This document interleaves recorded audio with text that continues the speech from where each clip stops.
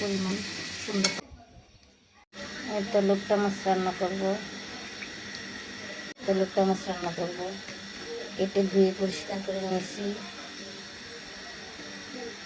এই তো মশলা নিয়েছি, জিরার গুঁড়া, মশলা গুঁড়া, গরম মশলার গুঁড়া, হলুদ গুঁড়া, ধনিয়ার গুঁড়া, লবণ পরিমাণ মতো, একটু বেশি করে মরিচের গুঁড়া নিয়েছি, 2টা কাঁচামরিচ আর একটু টমেটো নিয়েছি। এটা দিয়ে আজকে রান্না করব আর আপনাদের সাথে শেয়ার করার জন্য চলে আসলাম। তো অবশ্যই আমার সাথে থাকবেন।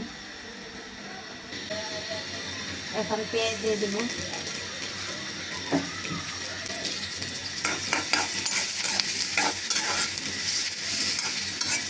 পেঁয়াজটা একটু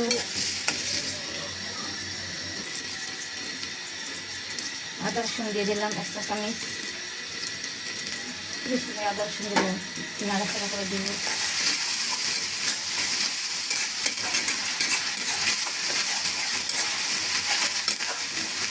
আদা রসুনটা একটু ভাজা হয়ে গেলে একটু পরিমাণ মতো কষানোর জন্য পানি দিয়ে দেবো।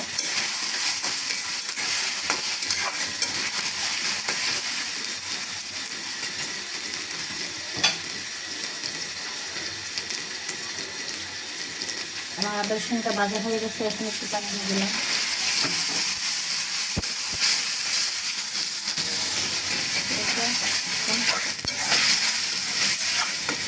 এখন এটা আমি বাড়তি মশলাগুলো সব দিয়ে দেবো।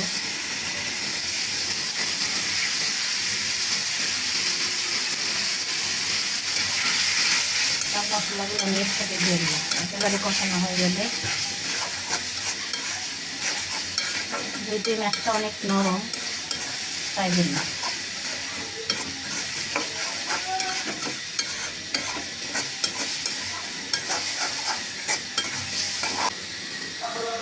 আর একটু পানি দিয়ে মশলাটা ভালো করে কষিয়ে নেব।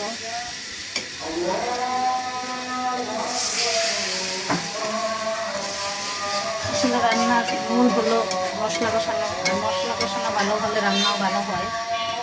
আমাদের এখানে আজান দিচ্ছে,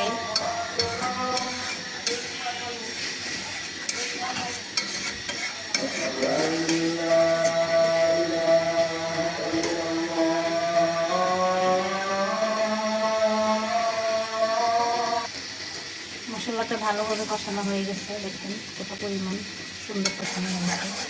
এখন এটাকে আমি মাছগুলো দিয়ে দিব।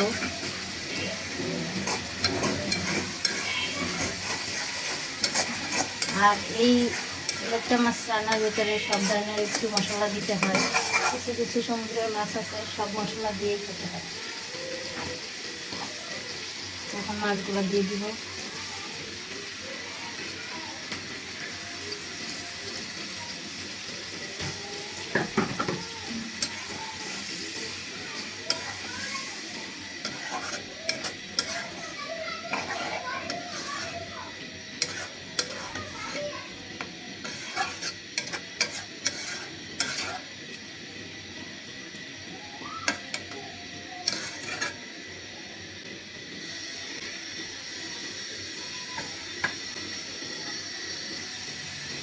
দেখুন মাছটা কষানো হয়ে গেছে। যেহেতু এই মাছটা অনেক নরম তাই একটু নাড়াচাড়া কম করতে হয়। তারপরে দেখুন নাড়াচাড়া কম করায় তারপরে তো এরকম হয়েছে। অল্প একটু সামান্য পরিমাণ পানি দিবেন, শুধু একটুটুকু আর দেবো না, শুধু মশলার গন্ধটা যাওয়ার জন্য আর একটু পানি দিলাম। আর এখন এটাকে ভালো করে জাল দিয়ে নেব।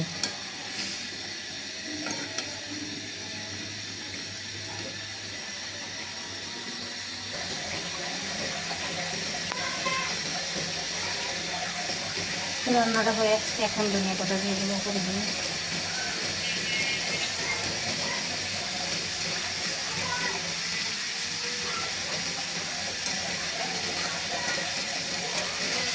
দেখুন কত কম নাড়াচাড়া দিয়েছি, তারপর একেবারে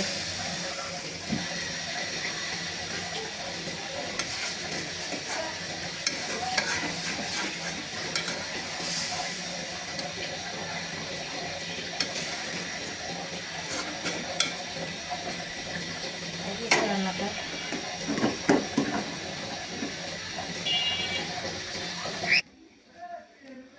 এই যে দেখেন রান্নাটা হয়ে গেছে, লবণীয় হয়েছে।